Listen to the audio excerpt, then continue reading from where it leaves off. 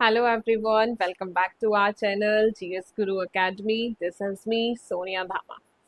तो जैसा कि आप सभी जानते हैं, हमारे अपने इसी चैनल पर मैंने पॉलिटिका फाउंडेशन को शुरू किया है और उसमें आज हम क्लास नंबर 29 पर आ गए हैं।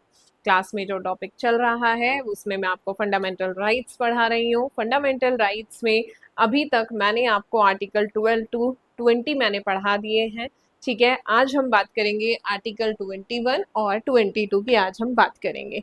ठीक है, आप प्रीवियस क्लासेस को ज़रूर देखें क्योंकि आज की क्लास को तभी आप अच्छे से समझ पाएंगे जब आपने पीछे की क्लासेस देखी हैं। और फंडामेंटल राइट्स को तो देखिए पढ़ना ज़रूरी है, हर इंसान को, हर व्यक्ति को पढ़ने चाहिए fundamental rights. Being a human आपको पता होने चाहिए आपके क्या राइट्स हैं, बीइंग अ सिटीजन आपको पता होने चाहिए।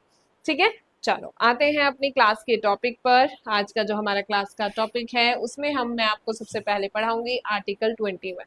आर्टिकल 21 जो हमारा बात करता है वो बात करता है protection of life and personal liberty. देखिए, प्रोटेक्शन ऑफ लाइफ से क्या मतलब है? प्राण एवं दैहिक स्वतंत्रता। प्राण और दैहिक स्वतंत्रता, प्राण भाई आप सब जानते हैं, है ना, जीवन। प्राण मतलब जीवन। हर व्यक्ति को क्या है कि भाई जीवन का अधिकार है। अब उसको जीवन के अधिकार की जो सुरक्षा है वो कैसे की जाए, है ना, उसकी सुरक्षा की जो गारंटी है वो हमारा कौन देता है? आर्टिकल 21 देता है कि किसी भी स्थिति में व्यक्ति के राइट टू लाइफ को क्या नहीं किया जाएगा, उसको रिस्ट्रिक्ट नहीं किया जाएगा। जैसे कि मैंने आपको बताया कि हर बार कितने लास्ट क्लासेस में भी मैंने आपको बताया है, केवल हमारे कौन से आर्टिकल हैं? हमारे आर्टिकल 21, है ना, जो हमारा आर्टिकल 21 है वो इमरजेंसी के टाइम पे भी रिस्ट्रिक्ट नहीं होता है ना, उसको उस टाइम पे भी वो लागू रहता है। ठीक है, किसी भी व्यक्ति को ये नहीं बोला जा सकता कि भाई उसको उसके प्राण और दैहिक स्वतंत्रता से वंचित नहीं किया जा सकता है। तो भाई प्राण से क्या मतलब है? उस व्यक्ति का जीवन। ठीक है, वहीं पे ही ये जो दैहिक स्वतंत्रता जो शब्द है, पर्सनल लिबर्टी जो है, इसको देखिए, इसके लिए केस क्लोज के माध्यम से इसको सुप्रीम कोर्ट ने बड़ा ही वाइडली इंटरप्रेट किया है। जो हमारा Maneka Gandhi versus union of India का केस है, इसमें पर्सनल लिबर्टी को बहुत वाइडली इंटरप्रेट किया गया है और यहीं से ही हमें बहुत सारे अधिकार मिले हैं। अराउंड 34 35 ज़्यादा ही हो सकते हैं ना, जब हम करते हैं तो इतने अधिकार हमें इसी केस के माध्यम से, Maneka Gandhi versus union of India के माध्यम से हमें मिले हैं। बहुत इलेबोरेटिव। देखिए, जो हमारा आर्टिकल है ना, ये जो बहुत वाइड है। ठीक है, आर्टिकल तो वैसे तो हमारे, जब हम बात करते हैं ना कॉन्स्टिट्यूशन की, वहां तो हमारा 2 लाइन में आर्टिकल लिखा हुआ है, लेकिन जो इसकी इंटरप्रिटेशन है बहुत वाइड इंटरप्रिटेशन है। मुझे, जैसे मैं बोलती हूँ कि मुझे ऐसे लगता है कि अगर आपको ऐसे लगता है ना, बीइंग अ ह्यूमन, है ना, नॉर्मल इंसान के नाते अगर आपको ऐसे लग रहा है कि भाई मुझे ये चीज चाहिए और मुझे नहीं मिल पा रही है, या मेरे साथ कुछ गलत सा व्यवहार हो रहा है ना, आपके साथ ऐसा नहीं होना चाहिए, तो वो सारी सुरक्षा हमारा आर्टिकल 21 देता है। ठीक है, चलिए शुरुआत करते हैं अपने आर्टिकल 21 की। तो आर्टिकल 21 क्या बोलता है? आर्टिकल 21 बात करता है हमारा protection of life and personal liberty. ठीक है, क्या बोला गया है कि भाई कोई भी व्यक्ति, किसी भी पर्सन, ठीक है, चाहे वो, जब भी मैं बात करती हूँ पर्सन की, तो पर्सन इंक्लूड करता है सिटीजन एंड नॉन सिटीजन दोनों को। ठीक है, नागरिक हो या अनागरिक हो, जो नागरिक विदेशी हो, दोनों को इंक्लूड करता है। तो इसमें क्या बोला गया कि हमारा जो, क्या बोलते हैं कि no person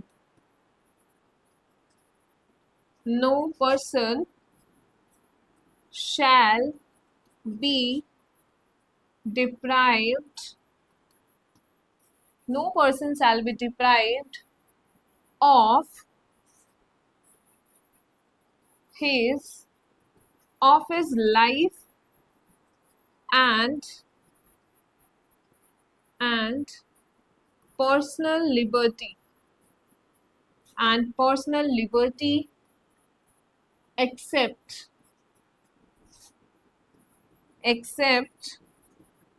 according to procedure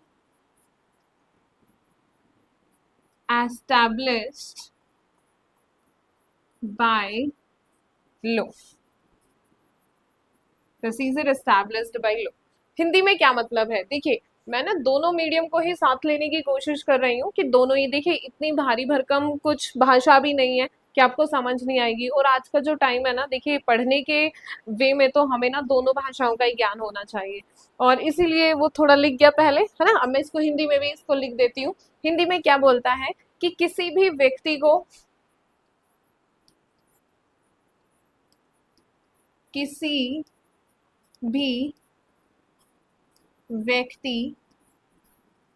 को उसके प्राण एवं दैहिक स्वतंत्रता एवं दैहिक स्वतंत्रता से वंचित नहीं किया जाएगा, एक्सेप्ट, है ना, अलावा किस विधि द्वारा स्थापित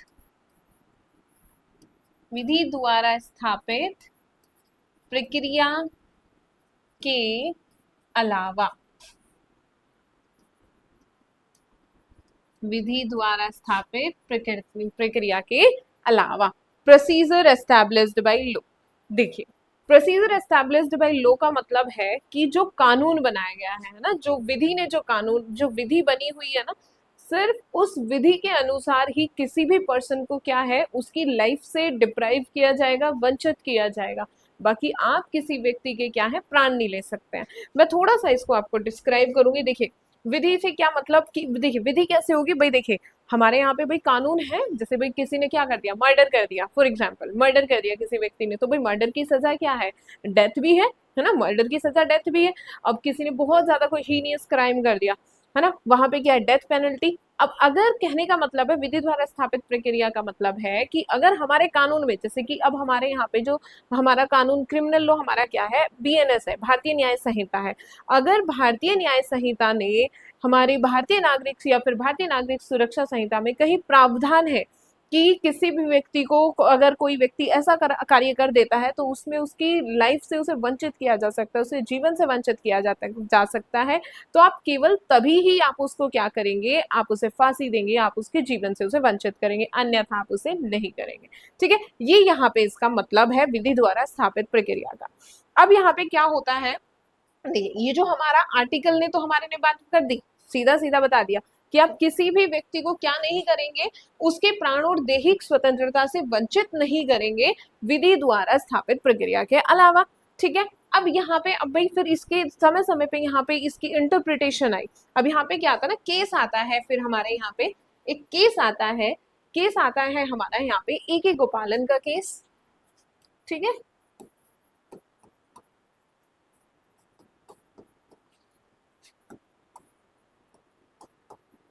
AK गोपालन वर्सेस स्टेट ऑफ मद्रास 1950 का हमारा यहाँ पे केस आता है। ठीक है, 1950 का हमारा केस आता है। और इस केस में अब देखिए, हिंदी में भी आप, इसको जरूरी नहीं है भाई हिंदी में मैं इसका ऐसा ही नाम लिखूं, हिंदी में आप ऐसे ही लिख सकते हैं भाई, गोपालन केस लिख सकते हैं। गोपालन वर्सेस, वर्सेस का मतलब होता है बनाम, किसके बीच हुआ, तो वर्सेस बनाम मद्रास राज्य। ठीक है, आप इसका ऐसे लिख लें। अब इसमें क्या हुआ, इसमें जो आर्टिकल 21 है हमारा, आर्टिकल 21 की यहाँ पे सूक्ष्म व्याख्या की गई। ठीक है, नैरो इंटरप्रिटेशन यहाँ पे की गई। इसमें कहा गया, यहाँ पे आर्टिकल आर्टिकल 21 की नैरो इंटरप्रिटेशन की गई।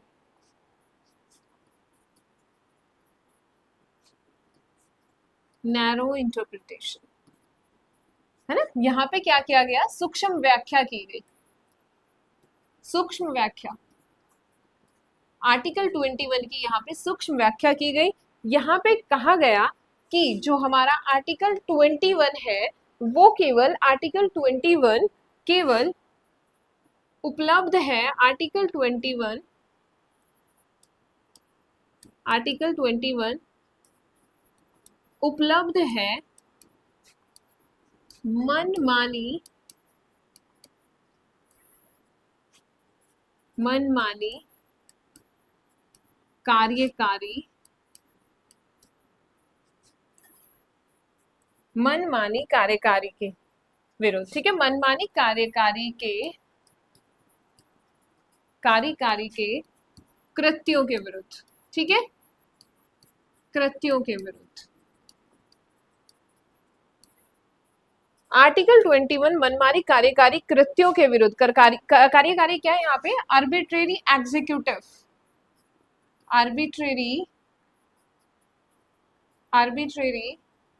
एग्जीक्यूटिव एक्शंस, ठीक है, एग्जीक्यूटिव एक्शंस। कहने का मतलब है कि जो आर्टिकल यहाँ पे बोला गया कि जो आर्टिकल 21 है वो एग्जीक्यूटिव के आर्बिट्रेरी एक्शंस के अगेंस्ट प्राप्त है, ना कि, ठीक है, नॉट अगेंस्ट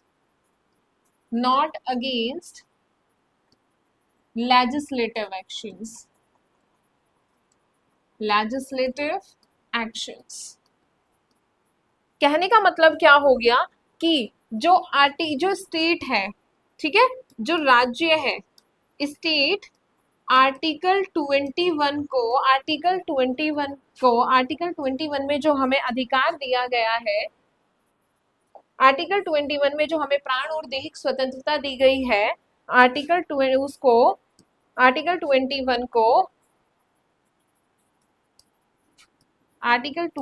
को विधि के आधार पर रोक सकता है,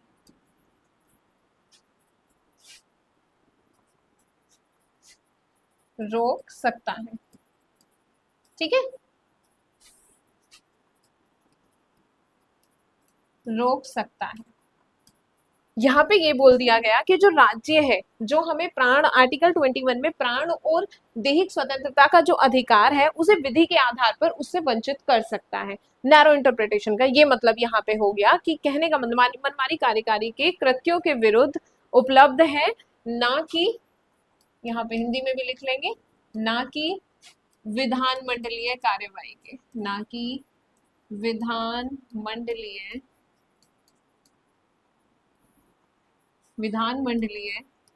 कृत्यों के विरुद्ध।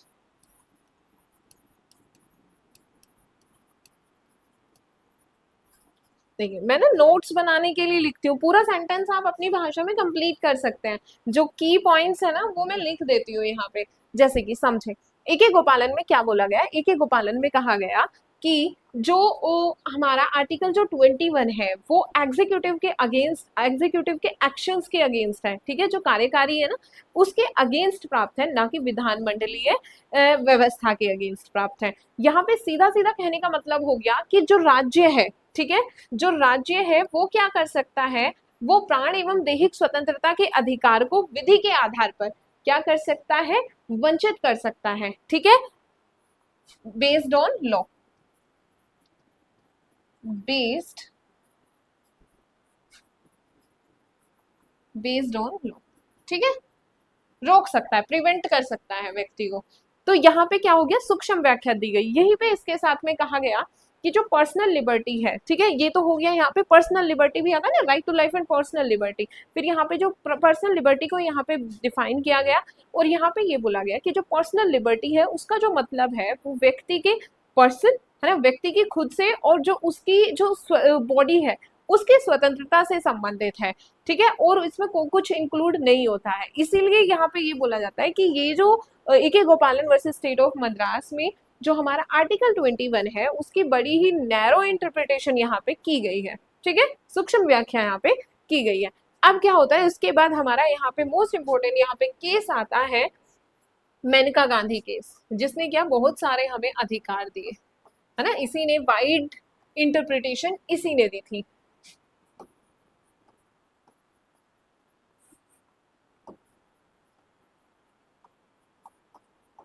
Maneka Gandhi versus union of India, पूरा लिख लेंगे आप, ठीक है, यूनियन ऑफ इंडिया 1978 का केस है ये, 1978 का केस है। अब यहाँ पे क्या है, जो हमारा आर्टिकल 21 है, ठीक है, इसको वाइडली इंटरप्रेट यहाँ पे किया गया। आर्टिकल 21 को यहाँ पे वाइडली इंटरप्रेट किया गया, वाइडली है ना, विस्तृत व्याख्या यहाँ पे की गई। आर्टिकल 21 की विस्तृत विस्तृत व्याख्या यहाँ पे की गई, विस्तृत व्याख्या की गई। ठीक है, विस्तृत व्याख्या की गई। विस्तृत व्याख्या कैसे की गई? यहाँ पे ही इस केस के माध्यम से बहुत सारे अधिकार व्यक्ति को दिए गए। ठीक है, तो यहाँ पे बहुत सारे, तो मैनी राइट्स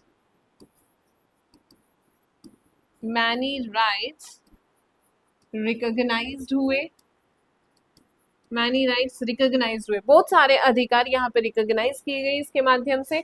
और यहाँ पे बोला गया कि आर्टिकल 21 में जो लाइफ है, आर्टिकल 21 में जो लाइफ है, जो प्राण है ना, जो जीवन है, उसका सिर्फ जीवन से मतलब केवल ये नहीं है कि व्यक्ति जी रहा है या फिर एक एनिमल एक्सिस्टेंस बस ऐसे ही। ठीक है, इससे मतलब नहीं है। आर्टिकल 21 इंक्लूड करता है व्यक्ति का एक गरिमापूर्ण जीवन, सम्मान पूर्वक जीवन। ठीक है, कि व्यक्ति जो है अपना जीवन जिए वो एक सम्मान पूर्वक जिए। ठीक है, तो यहाँ पे व्यक्ति, यहाँ पे इसको इंटरप्रेट किया गया और बोला कि इंक्लूड किया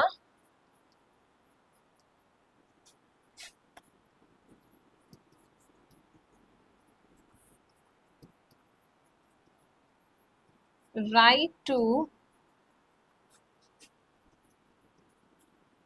life with human dignity, right to life with human dignity,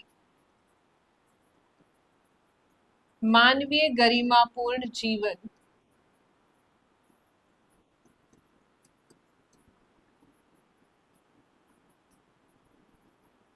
गरिमापूर्ण जीवन।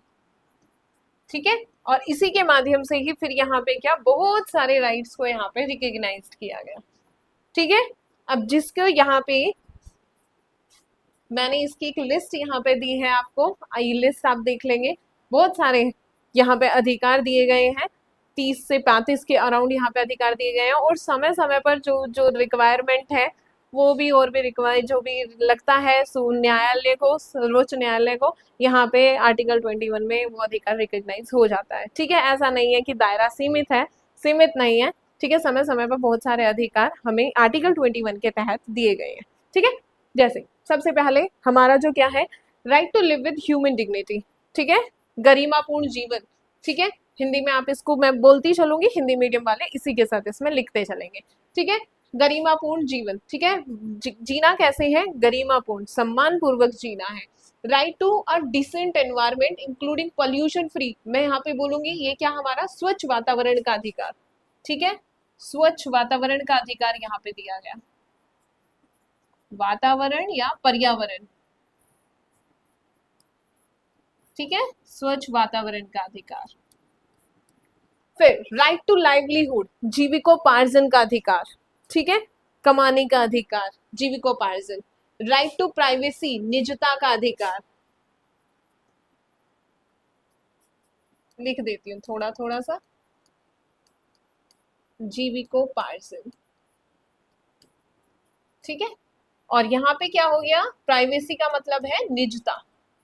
ठीक है, निजता का अधिकार, प्राइवेसी बोलते हैं ना, मेरी तो प्राइवेसी है, मेरा मन, मेरी प्राइवेसी को भंग नहीं किया जा सकता, जैसे बोलते हैं ना, फोन टैपिंग हो गया, ये सब हो गया, ये नहीं किया जा सकता।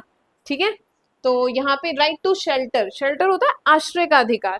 ठीक है, राइट टू हेल्थ, स्वास्थ्य का अधिकार। राइट टू फ्री एजुकेशन, ठीक है, निशुल्क शिक्षा का अधिकार। Right to free legal aid, निशुल्क निशुल्क विधिक सहायता का अधिकार। ठीक है, right against solitary confinement, solitary confinement का मतलब होता है एकांतवास, है ना, मतलब किसी व्यक्ति को आप एकांत में नहीं रखेंगे, है ना, एकांतवास नहीं दिया जाएगा। जब किसी व्यक्ति को गिरफ्तार किया जाता है जो जेल में, आप उसे अकेले नहीं रखेंगे। ठीक है, against solitary confinement. Right to a speedy trial, ठीक है, ट्रायल कैसे होगा, स्पीडी होगा, तीव्रता प्रदान की जाएगी। राइट अगेंस्ट हैंडकफिंग, हथकड़ी नहीं लगाई जाएगी। ठीक है, राइट अगेंस्ट इनह्यूमन ट्रीटमेंट है ना, अमानवीय व्यवहार नहीं किया जाएगा व्यक्ति के साथ में। Right against delayed execution, right to travel abroad, important. ठीक है, मेनका गांधी के केस से रिकॉग्नाइज किया गया सबसे पहले इसी को ही, है ना। आप इसके फैक्ट्स देखना केस के जाके, क्योंकि यहाँ पे मेनका गांधी का ना पासपोर्ट जब्त कर लिया जाता है क्योंकि वो विदेश जा रही होती है यहाँ पे। ठीक है, तो यहीं पे दिया गया था राइट टू ट्रेवल अब्रॉड, विदेश जाने का अधिकार। Right against bonded labour, bonded labour का मतलब है बंधुआ मजदूरी वगैरह होती है ना, उस तरह से। राइट अगेंस्ट कस्टोडियल हैरेसमेंट, भाई हिरासत में किसी व्यक्ति को आपने रखा है तो आप उसका शोषण नहीं करेंगे वहां पे। Right to emergency medical aid, ठीक है, अचानक से आपको मेडिकल एड चाहिए तो उसका अधिकार। Right to timely medical treatment in government hospitals में मेडिकल ट्रीटमेंट का अधिकार। राइट अगेंस्ट पब्लिक हैंगिंग, ठीक है, आप पब्लिक में किसी को क्या नहीं करेंगे, फांसी नहीं देंगे। Right to the road in hilly areas, ठीक है, हिली एरियाज में, पहाड़ी इलाकों में भी रोड का अधिकार है। राइट टू इंफॉर्मेशन, यहीं से हमारा क्या राइट टू इंफॉर्मेशन आरटीआई है ना, एक्ट आया हमारा, राइट टू इंफॉर्मेशन एक्ट आया, तो यहाँ से right to information. Right to reputation है ना, सम्मान का अधिकार। राइट कोई भी भंग नहीं कर सकता ना, डिफेम नहीं कर सकता, किसी व्यक्ति के सम्मान को हानि नहीं पहुंचा सकता, क्योंकि व्यक्ति को क्या है, व्यक्ति को एक गरिमापूर्ण जीवन जीने का अधिकार है कि उसके सम्मान को किसी भी तरह से ठेस ना पहुंचे। Right of appeal from a judgment of conviction, ठीक है भाई, अपील का अधिकार। Right to family pension, right to social and economic justice and environment, ठीक है, सामाजिक और आर्थिक न्याय और सशक्तिकरण का अधिकार। Right to appropriate life insurance policy, और राइट टू स्लीप, ठीक है, सोने का अधिकार, जो कि दिया गया था ना, वो हमारा रामलीला मैदान केस हुआ था जहाँ पे वो बाबा रामदेव जी और वो अनशन कर रहे थे, वो सब सो गए थे, वहीं से दिया गया था right to sleep. Right to freedom from noise pollution है ना भाई, नॉइज पोल्यूशन फ्री नॉइज, यहाँ पे आपको क्या दिया गई कि भैया किसी भी वातावरण में किसी भी तरह का शोर शराबा नहीं होगा, हमें शांति में रहने का अधिकार है। राइट टू सस्टेनेबल डेवलपमेंट, सतत विकास का अधिकार। राइट टू अपॉर्चुनिटी, अवसर का अधिकार। और राइट टू लाइवलीहुड तो हमारा आ गया। यहाँ पे आप एक और ऐड करेंगे जो यहाँ पे नहीं लिखा हुआ है, अपनी पसंद से शादी करने का अधिकार है ना, राइट टू मैरिज ऑफिस और हर चॉइस है ना, लड़का हो या लड़की हो, अपनी मनपसंद से जो शादी करने का जो अधिकार है ना, वो हमें यही देता है आर्टिकल 21। ठीक है, तो यहाँ पे आप लिखेंगे राइट टू मैरिज, ये पूछ लिया जाता है, to marriage of his choice, ठीक है, हिज हो या फिर हर, ये इसका मतलब दोनों को इंक्लूड कर रहा है, एब्रिविएट ये होता है। ठीक है, अपनी मनपसंद से शादी करने का अधिकार, चलो हिंदी में लिख लो, मनपसंद विवाह करने का अधिकार, विवाह करने का अधिकार। ठीक है, तो ये हमारे कुछ राइट्स हैं जो कि हमारे आर्टिकल 21 से रिकॉग्नाइज किए गए हैं, Maneka Gandhi versus union of India 1978 से रिकॉग्नाइज किए गए हैं।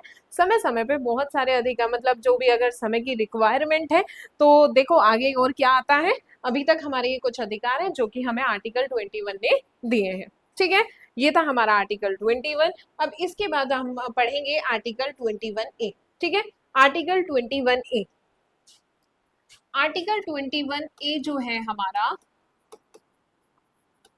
ये है हमारा राइट टू एजुकेशन, अनुच्छेद 21, right to education, right to education. और ये जो आर्टिकल है ये हमारे शिक्षा का अधिकार, ठीक है,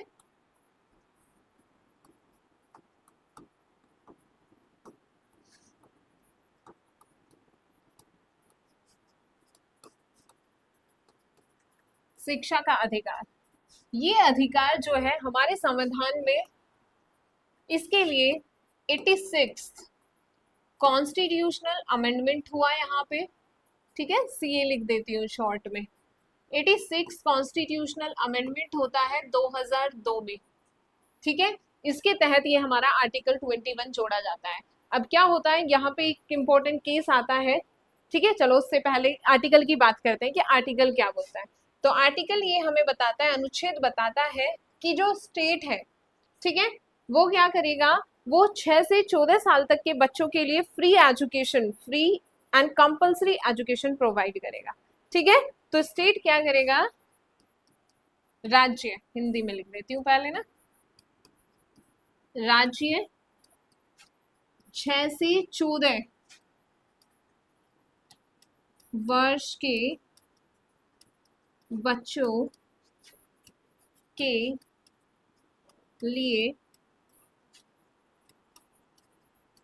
निशुल्क और अनिवार्य शिक्षा, अनिवार्य शिक्षा, ठीक है, अनिवार्य शिक्षा देगा। State shall provide free and compulsory education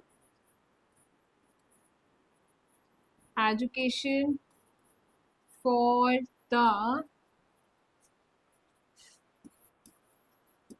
the children age 6 to 14 years। ठीक है, शॉर्ट में लिख दिया वाई आर, ईयर। ठीक है, तो राज्य क्या करेगा, 6 से 14 साल के बच्चों के लिए फ्री और कंपल्सरी एजुकेशन लाएगा।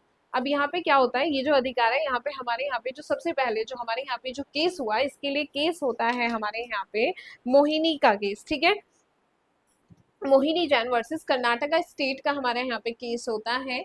इसके लिए हमारे यहाँ पे क्या होता है, मोहिनी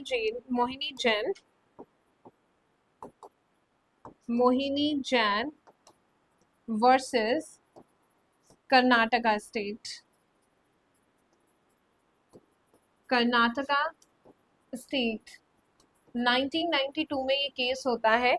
और इस केस के द्वारा ही यहाँ पे सबसे पहले ना, इस केस के द्वारा ही हमारा क्या होता है, हमारे संविधान में 86 कॉन्स्टिट्यूशनल अमेंडमेंट होता है, 86 कॉन्स्टिट्यूशनल अमेंडमेंट होता है 2002 में, और आर्टिकल 21 ए को इंक्लूड किया जाता है, 21 ए इंक्लूड किया जाता है। ठीक है, आप यहाँ पे केस याद रखेंगे, मोहिनी जैन वर्सेस कर्नाटका स्टेट, और इसके द्वारा ही जो है हमारे यहाँ पे क्या हुआ, जो बच्चे हैं उनके लिए यहाँ पे कंपल्सरी एजुकेशन, जो एलिमेंट्री एजुकेशन है ना, उनकी प्राइमरी एजुकेशन जो है उसको फ्री कर दिया गया, कि 6 से 14 साल तक के बच्चों के लिए जो एजुकेशन होगी वो फ्री होगी। ठीक है, तो अब हमारा आर्टिकल 21 जो है वो हमारा कहाँ से भाई, 86 कॉन्स्टिट्यूशनल अमेंडमेंट हुआ 2002 में, और उसके तहत आर्टिकल 21 ए जोड़ा गया हमारे संविधान में। मोहिनी जैन का केस था। ठीक है, अब यहाँ पे आपको याद रखने चाहिए और 2-3 आर्टिकल जो कि हमारे राइट टू एजुकेशन से ही संबंधित हैं बच्चों की, जैसे कि जब मैं बात करती हूँ नीति निर्देशक तत्वों की, ठीक है, डायरेक्टिव प्रिंसिपल्स ऑफ स्टेट, ठीक है, यहाँ पे directive principles of state policy की जब हम बात करते हैं, तो यहाँ पे हमारा डील करता है, जैसे हमारा आर्टिकल 45, ठीक है, इससे रिलेटेड आर्टिकल जो हमारा 45 है वो डील करता है अर्ली चाइल्डहुड केयर की। ठीक है, early childhood care and education, किन बच्चों की ये बात कर रहा है, अप टू 6 ईयर। ठीक है, 6 ईयर, जो बच्चे कितने हैं, 6 साल तक के जो बच्चे हैं उनकी बात की गई है यहाँ पे। ठीक है, 6 साल तक के बच्चों की यहाँ पे बात की गई है आर्टिकल 45 में। उनकी प्रारंभिक देखभाल और उनकी शिक्षा की जो बात है कि भैया 6 साल तक क्या करेंगे, उनके लिए आप उनकी अर्ली चाइल्डहुड केयर, देख रेख की और उनकी शिक्षा की व्यवस्था करेंगे। जैसे होता है ना भाई, आंगनवाड़ी बना रखी है ना सरकार ने, आंगनवाड़ी होती है स्कूल, सरकारी स्कूल्स में, तो वो यही तो है, अर्ली चाइल्डहुड केयर है, खाना भी मिलता है वहाँ पे, है ना, बच्चों का पूरा ध्यान रखा जाता है। ये आर्टिकल 45 हो गया।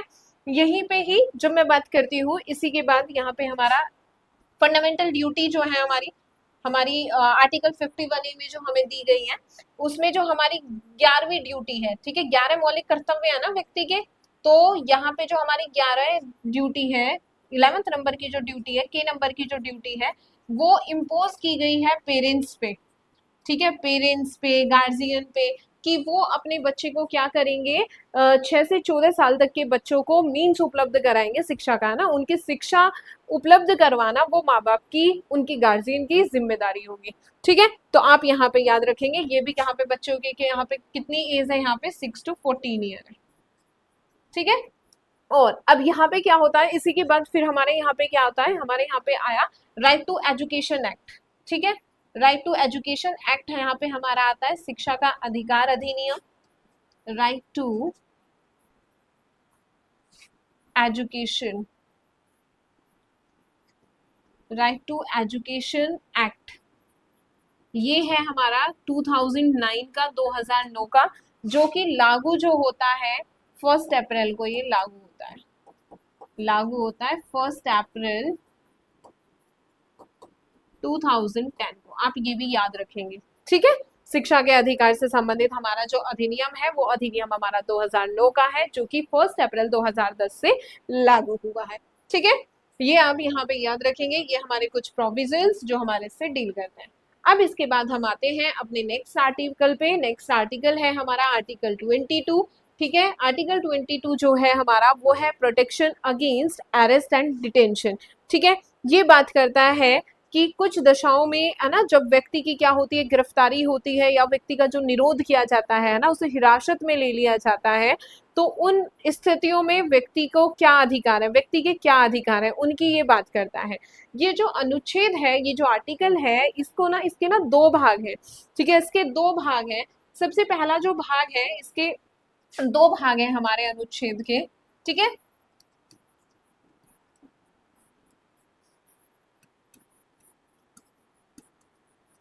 आर्टिकल 22, ठीक है, इसके 2 पार्ट्स हैं, 2 भाग है। 2 भाग कैसे हैं, देखिए, जो पहला भाग है, जो पहला भाग है, वो तो डील करता है ऑर्डिनरी लॉ से, ऑर्डिनरी लॉ से, साधारण विधि से, कि साधारण विधि क्या होगी, साधारण कानून क्या होगा, ठीक है, साधारण विधि से। और जो हमारा सेकंड पार्ट है, वो बात करता है डिटेंशन से, ये हमारा डील करता है प्रिवेंटिव डिटेंशन से, प्रिवेंटिव डिटेंशन से, निवारक निरोध से, निवारक निरोध से। देखिए, जो हमारा साधारण विधि है, वो हमारी कहाँ से डील करती है, देखिए, इसमें कौन कौन से पार्ट हमारे डील करेंगे, देखिए, सेक्शन सॉरी आर्टिकल 22 का क्लोज 1, 22 आर्टिकल, अनुच्छेद लगा लेंगे सबके आगे, 22 क्लोज 1, 22 क्लोज 2, 22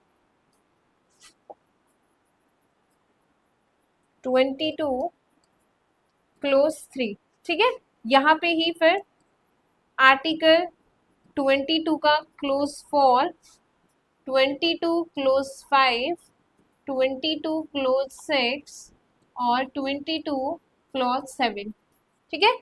7 क्लोज में हमारा ये आर्टिकल है, अनुच्छेद है, ठीक है, 7 क्लोज है यहाँ पे।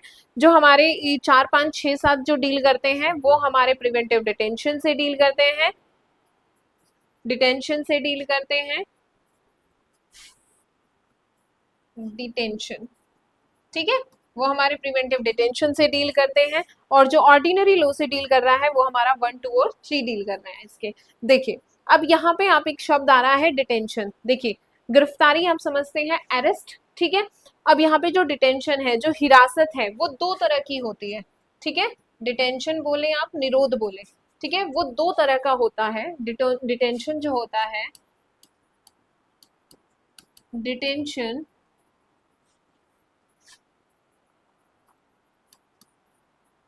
अरे अरे डिटेंशन, डिटेंशन, हिरासत, ठीक है, हिरासत, ये क्या है, ये दो तरीके से होती है, दो तरीके से होती है, दो स्थितियों में होती है। एक तो देखिए अपराध के बाद, ठीक है, जब व्यक्ति ने क्या कर दिया है भाई, अपराध कर दिया है। और एक क्या है ना, अपराध करने से पहले ही, कि अपराध अभी हुआ नहीं है, व्यक्ति को हमें पुलिस को ऐसा लगता है कि जो ये व्यक्ति है ये नियर फ्यूचर में कोई ऑफेंस कर सकता है, तो उस व्यक्ति को पहले ही डिटेन कर लिया जाता है, ठीक है, उसे ही बोलते हैं प्रिवेंटिव डिटेंशन, ठीक है। अब यहाँ पे जैसे हमारा ये डिटेंशन, यहाँ पे आप क्या करेंगे, तो सबसे पहले कौन सी टाइप की हो गई, अपराध के बाद, अपराध के बाद, ठीक है, अपराध करने के बाद। तो ये हमारी कौन सी है, दंड विषयक हो गई है हमारी हिरासत, कि ये क्या है कि भाई उस व्यक्ति को क्या है ना, दंड देना है, दंड विषयक हिरासत हो गई, प्यूनिटिव बोलते हैं इसे, प्यूनिटिव डिटेंशन, जो कि हमारी डील करती है वही आर्टिकल, कौन सा डील करेगा, 22 का कौन सा पार्ट, 22 क्लोज 1, क्लोज 2 और क्लोज 3, ठीक है। अब यहाँ पे शॉर्ट में आप इजीली समझ सकते हैं, ठीक है, 22 की बात हो रही है, 1 2 3 जो है हमारे वो प्यूनिटिव डिटेंशन से डील करते हैं। वहीं पे ही ये जो हमारी है, ये हमारी बात करती है अपराध से पहले, अपराध से पूर्व, बिफोर क्राइम, ठीक है, before offence, before committing offence, ठीक है, अभी ऑफेंस हुआ नहीं है, यहाँ पे क्या है, अपराध हो गया है, तो भाई अब व्यक्ति का क्या है, ट्रायल चला, उस व्यक्ति की क्या है, वो कन्विक्ट हो गया है, ठीक है, और उसको अब यहाँ पे क्या है, दंड देना है, ठीक है, उसको क्या है, यहाँ पे इसका ऑब्जेक्ट क्या है, प्यूनिटिव डिटेंशन का जो ऑब्जेक्ट है, वो ऑब्जेक्ट है पनिश करना, ठीक है, पनिशमेंट देना, ओके। और यहाँ पे जो इसका जो ऑब्जेक्ट है वो है अपराध करने से रोकना, ठीक है, सो दैट कि जो पर्सन है इन नियर फ्यूचर वो ऑफेंस ना कर पाए, ठीक है। तो अपराध से पूर्व यहाँ पे क्या दिया जाता है, प्रिवेंटिव डिटेंशन, प्रिवेंटिव डिटेंशन। आप याद रखेंगे डिटेंशन दो तरह का है, एक आपका, बार बार पता नहीं क्यों गलत हो रही है ये स्पेलिंग, डिटेंशन, ठीक है, प्रिवेंटिव डिटेंशन, ये हमारा हो गया निवारक निरोध, ठीक है, निवारक हिरासत,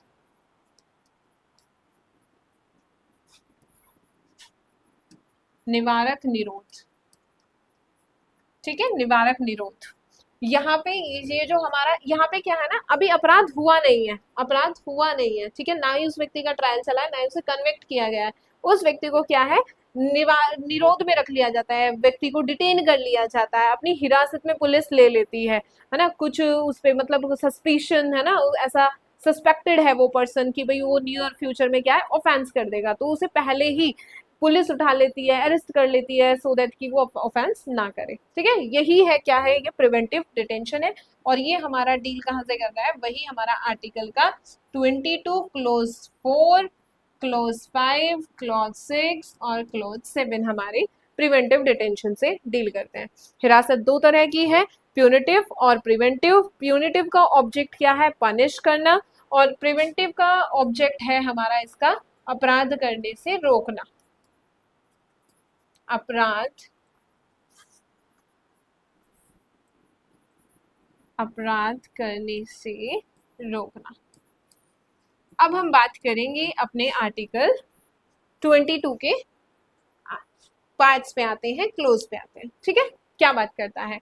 तो आर्टिकल 22(1) ने क्या कहा, आर्टिकल 22, ठीक है, यहाँ पे हमारे क्लोज 1 ने क्या कहा, क्लोज 1 कहता है कि जब भी किसी व्यक्ति को गिरफ्तार किया जाता है, ठीक है, अरेस्ट आप किसी पर्सन को करते हैं, तो आप उस व्यक्ति को अरेस्ट करने का कारण बताएंगे और उसको अपनी चॉइस के, ठीक है, जो एडवोकेट होंगे उसे चुनने का भी उसे अधिकार होगा, वह व्यक्ति अपनी चॉइस से अपना जो एडवोकेट है अपने लिए वकील कर सकता है, ठीक है। तो यहाँ पे फर्स्ट में लिखेंगे, आप पूरी लाइन लिख लेना, ठीक है, पूरा सेंटेंस बना लेना,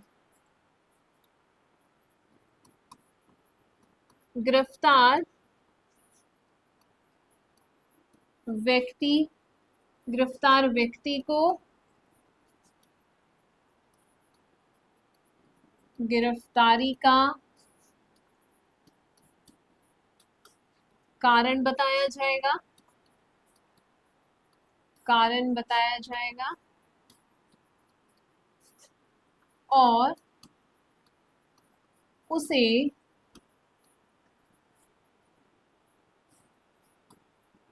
अपने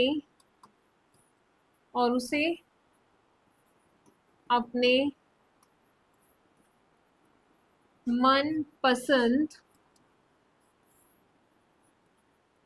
अधिवक्ता, ठीक है, वकील साहब, अधिवक्ता को चुनने का अधिकार होगा।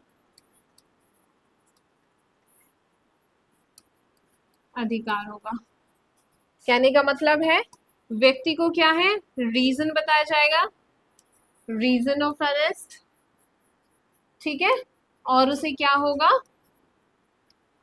चॉइस होगी, and choice to choose advocate, या लीगल प्रैक्टिशनर लिख लें आप, है ना, एडवोकेट।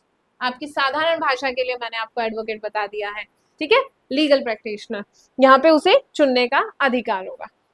सेकंड क्लोज क्या बोलते हैं, सेकंड क्लोज में बताया गया कि जो व्यक्ति गिरफ्तार किया गया है उसे 24 घंटे के अंदर आप निकटतम मजिस्ट्रेट के सामने पेश करेंगे, ठीक है, ये हमारा मौलिक अधिकार भी हो गया है, ठीक है। जब आप सीआरपीसी पढ़ेंगे ना, क्रिमिनल प्रोसीजर कोड, जो कि अब क्या बन गया, बीएनएसएस बन गया, भारतीय नागरिक सुरक्षा संहिता, तो वहां पे भी हमारे ना सेक्शन में, धारा में हमारे अधिकार व्यक्ति के बताए गए हैं कि क्या ड्यूटी होगी, कैसे प्रोसीजर है ना, प्रोसीजर है कि 24, जब भी किसी व्यक्ति को गिरफ्तार किया जाता है तो उसे 24 घंटे के अंदर मजिस्ट्रेट के सामने पेश किया जाता है, और ये हमारा क्या फंडामेंटल राइट भी है, ठीक है। तो व्यक्ति को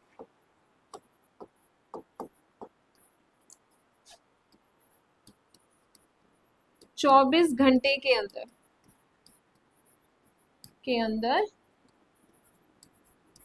निकटतम मजिस्ट्रेट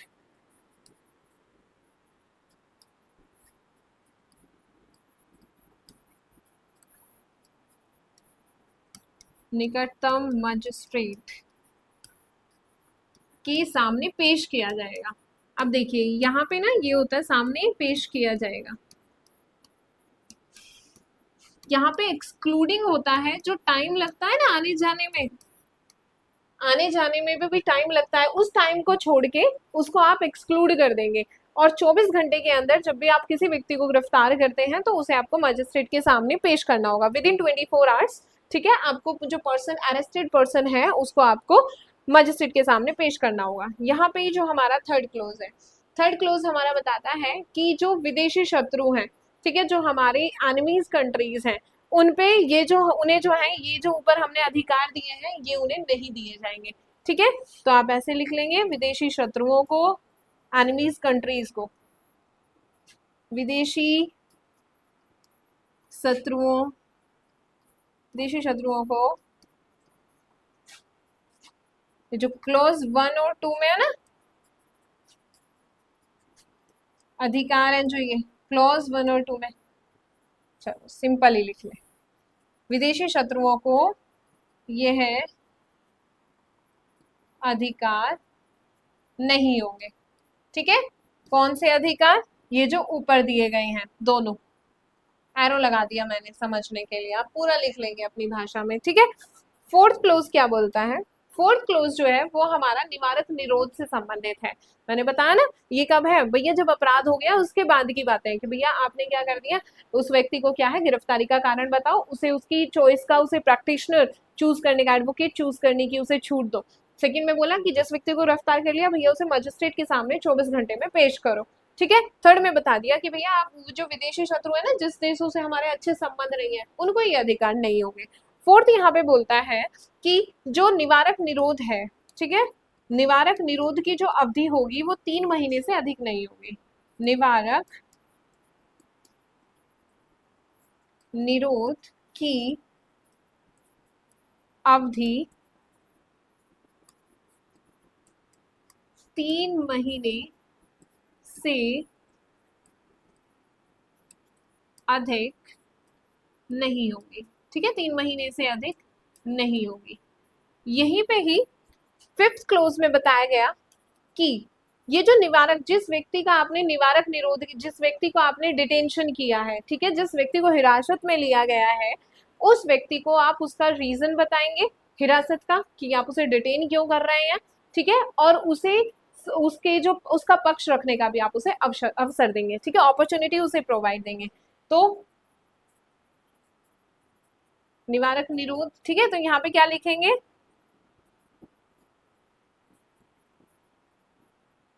निरोध लिख लें, है ना। निरोध का कारण बताएंगे, निरोध का कारण बताया जाएगा, और व्यक्ति को अपना पक्ष रखने का अवसर भी दिया जाएगा, ठीक है, अवसर दिया जाएगा।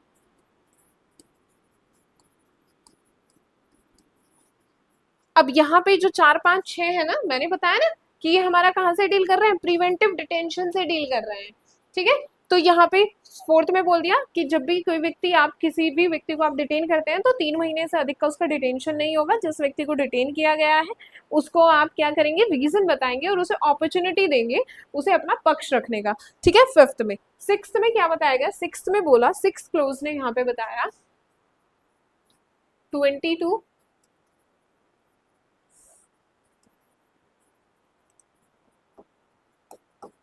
आर्टिकल 22 6 क्लोज क्या कहता है।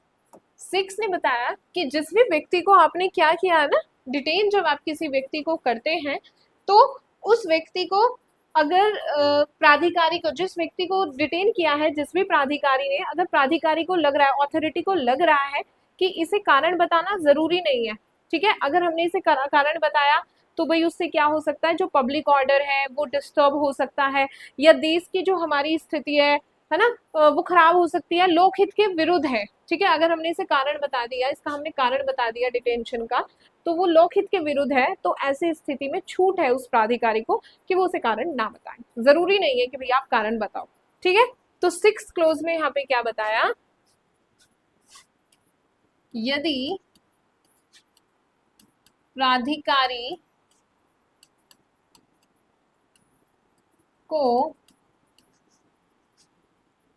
प्राधिकारी को लगे कि कारण बताया जाना लोकहित के विरुद्ध है, लोकहित के विरुद्ध है, ठीक है, पब्लिक इंटरेस्ट के विरुद्ध है तो कारण ना बताया जाए, ठीक है। तो छूट दे दी 6th में। यहीं पे जो हमारा 7th क्लोज है, 7th क्लोज ने बताया कि जो संसद है, ठीक है, जो संसद है, संसद निवारक निरोध, संसद निरोध से संबंधित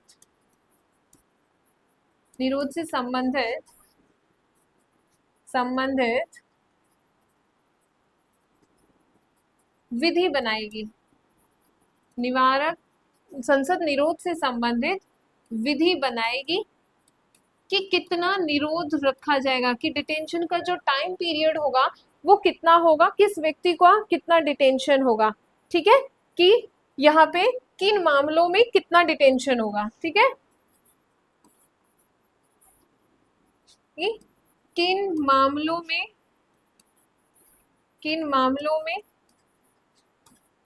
कितना निरोध होगा, ठीक है, डिटेंशन होगा, निरोध होगा।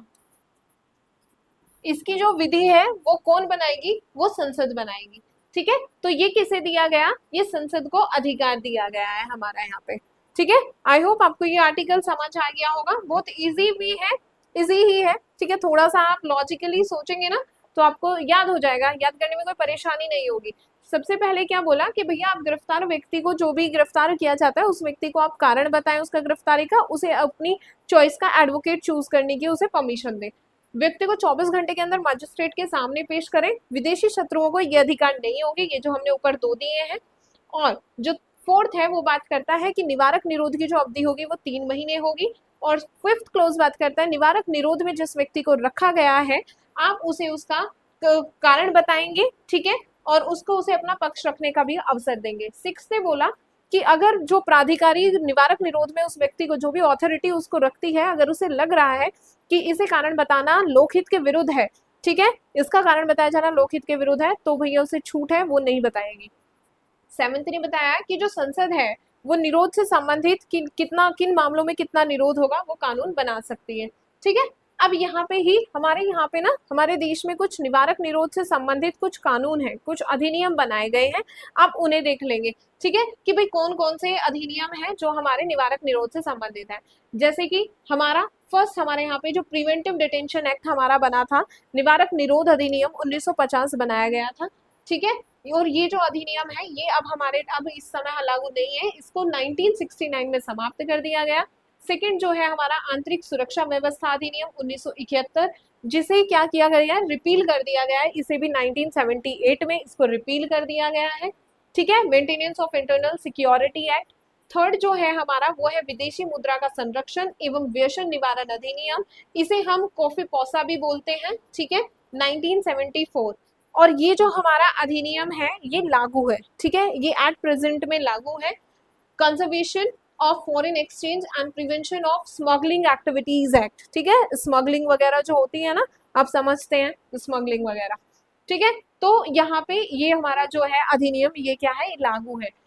क्या है ना, ये निवारक निरोध अधिनियम है। निवारक निरोध क्या कि अगर इन अधिनियम में, ठीक है, इनमें जो कानून बनाया हुआ है, अगर कोई व्यक्ति इन उसके अंदर क्या है कोई ऑफेंस करता है तो उसको क्या है, ऑफेंस करता है तो उसको डिटेन किया जा सकता है, ठीक है, उसका डिटेंशन हो सकता है, ठीक है। हम यहाँ पे नेक्स्ट हमारा जो है वो है राष्ट्रीय सुरक्षा अधिनियम। ये भी क्या है, ये हमारे एट प्रेजेंट में ये भी हमारे यहाँ पे ये चलता है, ये लागू है। नेशनल सिक्योरिटी एक्ट 1980 हमारे देश में लागू है।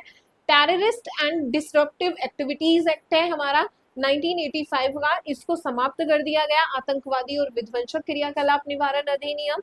एक हमारा आतंकवाद निवारण अधिनियम है जो बहुत चला था, ये भी पोटा अपने उसमें भी रहता था, ठीक है, न्यूज में भी रहता था पोटा बहुत ज्यादा। आतंकवाद निवारण अधिनियम, the prevention of terrorism act 2002 का हमारा ये एक्ट है, इसको 2004 के द्वारा इसको समाप्त कर दिया गया है, ठीक है, इसको समाप्त कर दिया गया है। फिर हमारा जो है वो है हमारा अनलॉफुल एक्टिविटीज प्रिवेंशन एक्ट 1967, ठीक है, गैर कानूनी प्रतिविधि गैर कानूनी गतिविधि अधिनियम है हमारा, और ये इसको हम ये जो हमारा है ये लागू है, ठीक है, ये भी क्या है, ये लागू है। और इसको क्या किया गया है, टाइम टाइम पे इसको अमेंड भी किया जाता है, ठीक है। ये क्या है, ये लागू है, ठीक है। इसको 2004 में, 2008 में, 2012 में और 2019 में इसको अमेंड किया गया है। तो ये था ये थी आज की हमारी क्लास, ठीक है। आज की क्लास में मैंने आपको आर्टिकल 21 और आर्टिकल 21A 22, ठीक है, आज मैंने आपको ये 3 आर्टिकल पढ़ाए हैं। आप अच्छे से क्लास को पढ़ें, रिवाइज करें और नोट्स बनाएं, ठीक है। चलो एक बार क्लास को रिवाइज कर लेते हैं।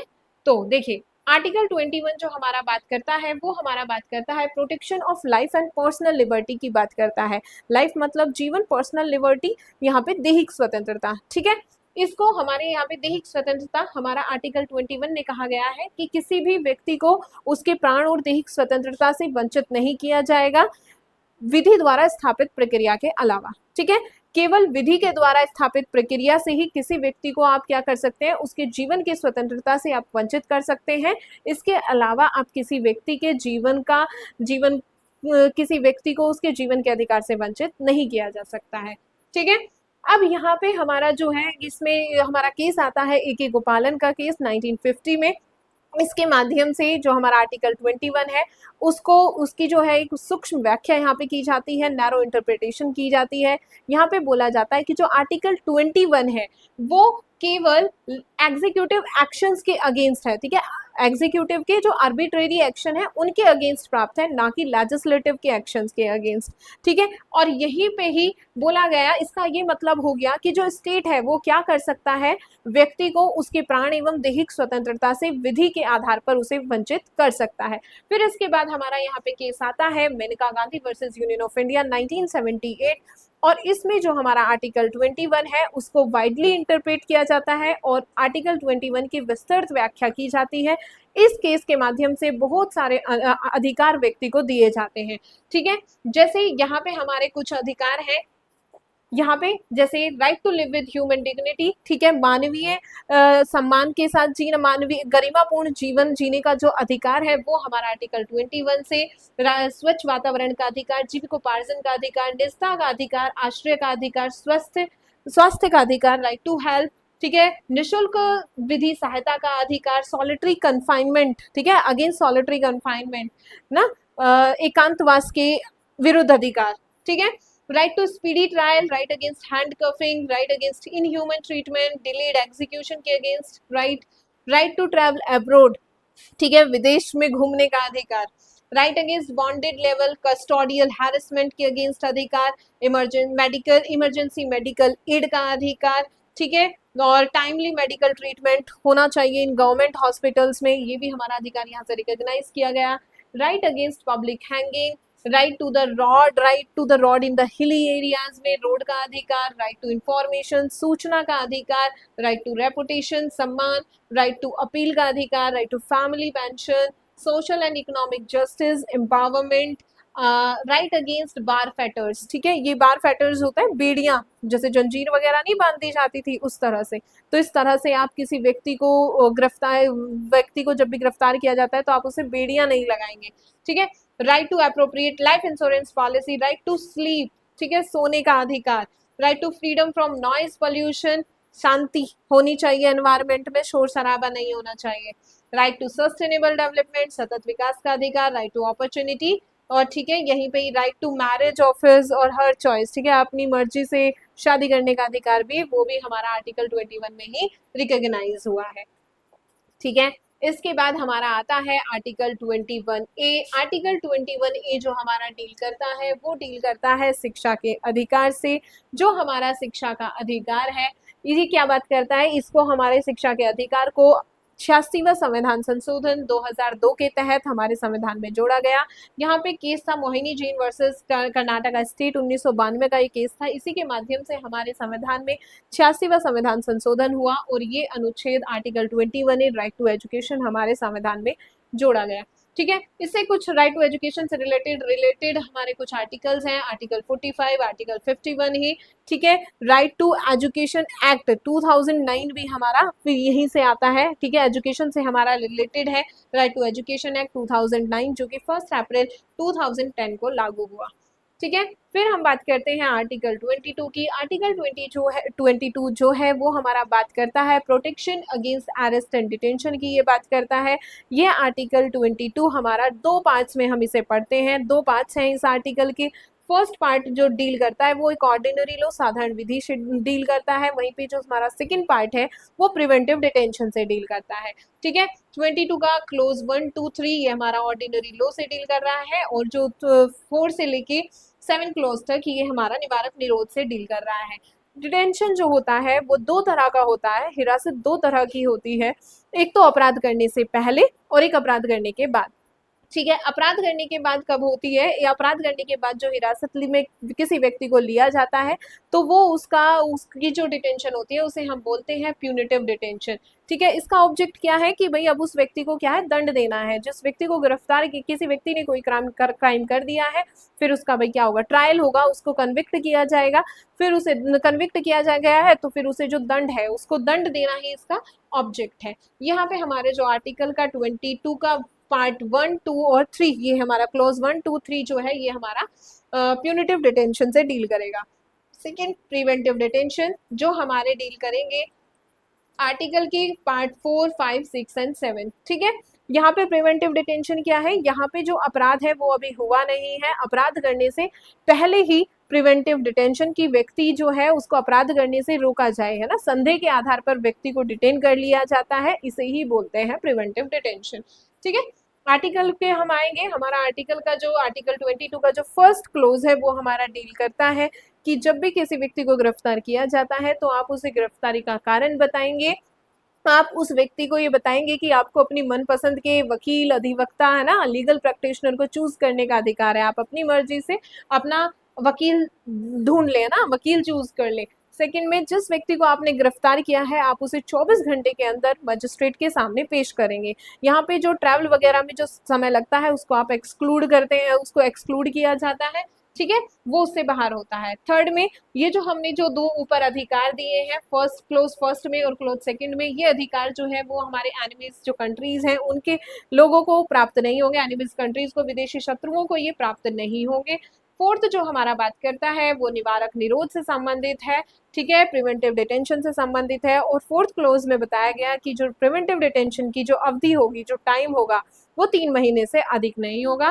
फिफ्थ में यहाँ पे बताया कि जिस व्यक्ति को आप क्या करते हैं, डिटेन करते हैं, जिस व्यक्ति का प्रिवेंटिव डिटेंशन किया जाता है तो उस व्यक्ति को आप उसके डिटेंशन का कारण बताएंगे और उस व्यक्ति को अपना पक्ष रखने का भी आप अवसर देंगे, ठीक है। आर्टिकल 22 का जो क्लोज 6 है वो हमारा डील करता है कि यदि प्राधिकारी को लग रहा है कि जिस व्यक्ति को डिटेन किया गया है उसके डिटेंशन का कारण ना बताया जाए, वो लोकहित के विरुद्ध है, तो यहाँ पे प्राधिकारी को ये छूट है कि भाई आप उसे कारण ना बताएं। 7th क्लोज में प्रावधान किया गया है कि जो संसद है वो निरोध से संबंधित विधि बनाएगी कि किन मामलों में कितना निरोध किया जाएगा, ठीक है। कुछ हमारे देश में जो निवारक निरोध से संबंधित जो अधिनियम है, जो कानून है, ठीक है, उनका मैंने यहाँ पे उल्लेख किया है, उनके बारे में मैंने आपको यहाँ बताया है कि कौन कौन से अधिनियम हैं जो हमारे देश में लागू रहे हैं, ठीक है, लागू रहे थे और जो अब फिलहाल में जो लागू हैं। जैसे कि जो हमारा निवारक निरोध अधिनियम 1950 है, इसको तो समाप्त कर दिया गया है 1969 से। जो हमारा आंतरिक सुरक्षा व्यवस्था अधिनियम है 1971, इसको भी रिपील कर दिया गया है 1978 से। जो हमारा विदेशी मुद्रा का संरक्षण एवं व्यसन निवारण अधिनियम है, conservation of foreign exchange and prevention of smuggling activities act, ठीक है, ये हमारा कॉफी पोसा इसको बोलते हैं शॉर्ट में, ठीक है, इसको भी 1970 ये जो है हमारे देश में ये अभी लागू है, ठीक है, 1974 का ये हमारा एक्ट है, ये कानून हमारे देश में आज भी लागू है, ठीक है। यहाँ पे फोर्थ हमारा राष्ट्रीय सुरक्षा अधिनियम, ये भी हमारे देश में क्या है, लागू है आज भी, ठीक है, 1980 का ये हमारा अधिनियम है, नेशनल सिक्योरिटी एक्ट। फिफ्थ हमारा terrorist and disruptive activities act, जिसको क्या कर दिया गया है, इसको अब समाप्त कर दिया गया है, 1985 का ये एक्ट है, 1995 में 1995 में इसको समाप्त कर दिया गया। जो सिक्स्थ है वो है हमारा आतंकवाद निवारण अधिनियम 2002 कोटा, ठीक है, इसको भी समाप्त कर दिया गया 2004 में। सेवेंथ जो है हमारा गैर कानूनी गैर गतिविधि अधिनियम 1967 का, ये भी आज भी हमारे देश में क्या है, लागू है, ठीक है। तो अभी हमारे देश में हमारा राष्ट्रीय सुरक्षा अधिनियम, गैर कानूनी गतिविधि अधिनियम, ठीक है, ये, और यहाँ पे फिर हमारा जो विदेशी मुद्रा का संरक्षण एवं व्यसन निवारण अधिनियम, ये हमारे यहाँ पे 3 अधिनियम है, ये जो हमारे देश में आज भी लागू हैं, ठीक है। तो ये थी आज की हमारी क्लास। आई होप आप सभी ने मेरे साथ ही नोट्स अपने बनाए होंगे, ठीक है, आप मेरे साथ ही नोट्स बनाते रहा करें, इसीलिए मैंने मेरी जो टीचिंग मेथड है मैंने इसको अपनाया है कि मैं बोर्ड पे आपको साथ के साथ लिखवाऊं, जिससे कि आप भी अपने नोट्स बनाते रहें, ठीक है। आपको क्लास कैसी लगी ये आप ज़रूर बताना, ठीक है, आप अपने कमेंट, अपने व्यूज़ ज़रूर दिया करें, सो दैट कि अगर कुछ कमी है तो मैं उसको रिफॉर्म कर सकूं, मैं उसे सुधार सकूं, ठीक है। मिलते हैं नेक्स्ट क्लास में। Thanks for watching, take care, bye bye.